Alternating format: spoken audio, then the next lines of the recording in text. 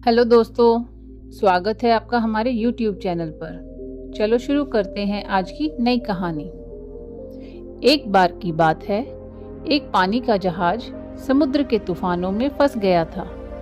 जहाज और उसके सभी यात्री डूब गए, केवल एक को छोड़कर। ईश्वर की कृपा से वह बच गया और तैरते तैरते एक छोटे से टापू पर पहुंच गया। वहां वह ईश्वर से प्रार्थना करने लगा, हे ईश्वर, कोई मुझे यहाँ से बचाने के लिए आ जाए। पूरा दिन गुजर गया पर कोई उसे बचाने के लिए नहीं आया।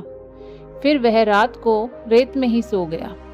अगले दिन उसने फिर प्रार्थना की पर कोई मदद नहीं आई। इस तरह दिन गुजरते गए।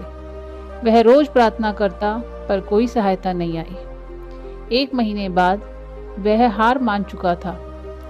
उसने सारी उम्मीदें खो दी थी और टापू पर लकड़ी का झोपड़ा बनाकर रहने लगा। वह नारियल का पानी पीता, जंगल के फल खाता और मछलियों का शिकार कर खाता था। एक दिन वह मछली पकाने के लिए चूल्हा जलाया, लेकिन लकड़ियां खत्म हो गई। वह लकड़ियां लेने के लिए बाहर गया और जब लौटा तो उसके झोपड़े में आग लग चुकी थी। यह देख वह बहुत उदास हुआ और ईश्वर को कोसने लगा। उसने कहा, ईश्वर, आप बहुत निर्दयी हो। मैंने मदद मांगी, आपने मदद नहीं भेजी। मैंने रहने के लिए झोपड़ा बनाया, आपने उसे भी जला दिया। ईश्वर, आप बहुत निर्दयी हो। वह पूरा दिन ईश्वर को कोसते रहा। रात हो गई और वह बाहर रेत में ही सो गया।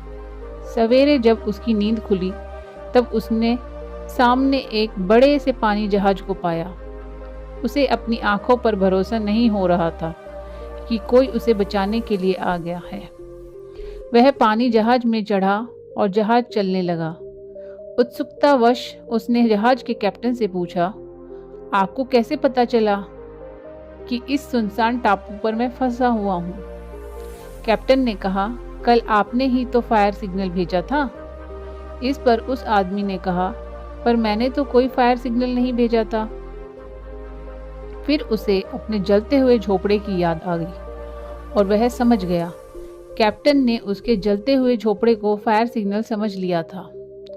उसे एहसास हुआ कि झोपड़े में आग लगना ईश्वर का ही प्लान था ताकि वह उस टापू से निकल सके।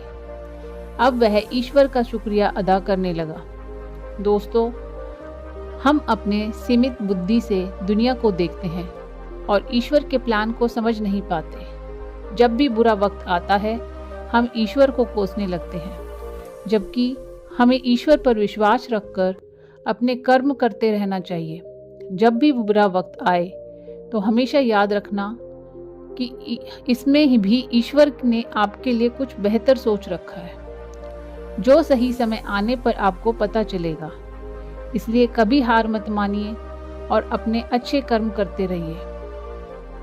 अगर आपको हमारी वीडियो अच्छी लगी तो वीडियो को लाइक करें और हमारे चैनल को सब्सक्राइब करें। धन्यवाद।